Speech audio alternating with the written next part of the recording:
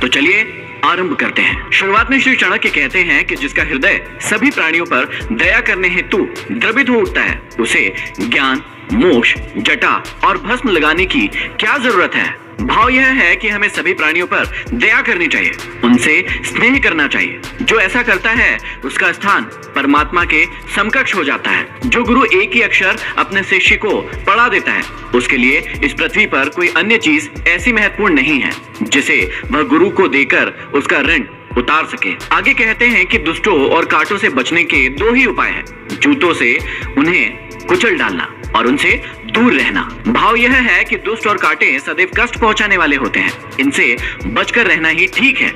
यदि इनका सामना हो जाए तो इन्हें जूतों से कुचल डालना चाहिए। आगे समझाते हैं कि गंदे वस्त्र धारण करने वाले, दांतों पर मैल जमाए रखने वाले, अत्यधिक भोजन करने वाले, कठोर वचन बोलने वाले, सूर्योदय से सूर्यास्त तक सोने वाले, चाहे वह साक्षात विष्णु ही क्यों ना हो, लक्ष्मी भी उन्हें त्याग देती है। ऐसे व्यक्ति जो आलसी, कामचोर, पेटू, क्रोधी और निकम्मे होते हैं, ऐसे लोगों के पास धन संपत्ति कभी भी नहीं आती। यदि आती भी है तो शीघ्र ही नष्ट हो जाती है। परंतु जो व्यक्ति स्वच्छ रहेगा, कर्मठ होगा, वही धन को जुटाने में कामयाब होगा। निर्धन होने पर मनुष्य को उसके मित्र, स्त्री, नौकर और हितैषी जन छोड़कर चले जाते हैं, परंतु पुनः धन आने पर फिर से उसी का आश्रय लेते हैं। इसका भाव यह है कि आदमी के जीवन में धन का बड़ा महत्व है। धन ही भाई है, धन ही मित्र है और धन ही स्त्री है। आगे कहते हैं कि अन्याय से उपार्जित किया गया धन 10 वर्ष तक चलता है, 11वें वर्ष के आते ही जड़ सहित नष्ट हो जाता है। इसलिए अन्याय पूर्वक धन कमाने के लिए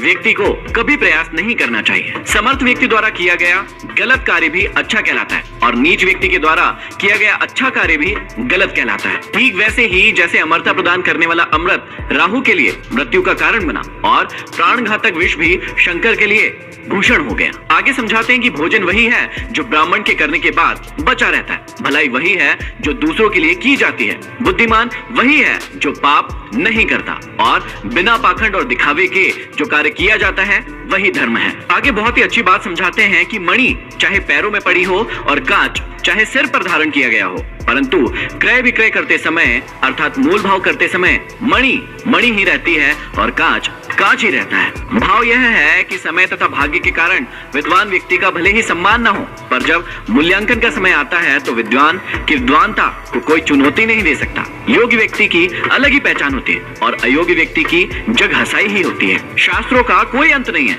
विद्याएं बहुत है, जीवन छोटा है, विघ्न और बाधाएं अनेक है, अतः जो सार तत्व है उसे ही ग्रहण करना चाहिए। जैसे हंस जल के बीज से भी दूध को पी लेता है, अर्थात मानव जीवन बहुत छोटा है और इस संसार में ज्ञान अपरिमित है।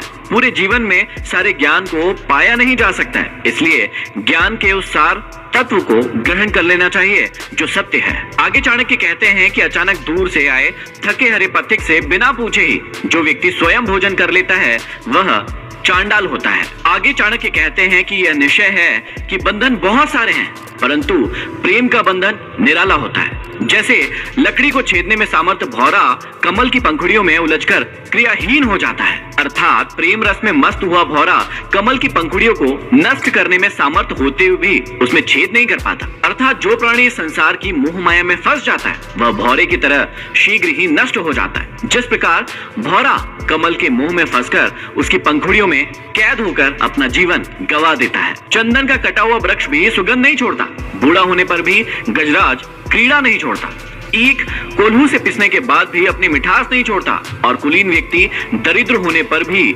सुशील और गुणों को नहीं छोड़ता। भाव यह है कि जन्म से ही जो शाश्वत गुण मनुष्य को प्राप्त होते हैं वे अंत तक साथ नहीं छोड़ते।